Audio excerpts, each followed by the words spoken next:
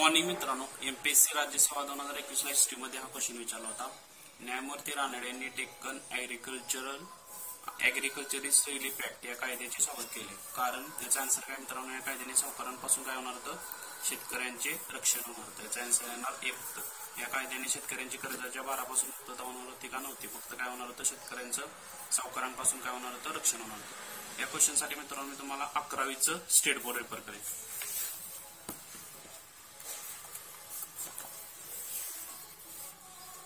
शेतकऱ्यांचा उठाव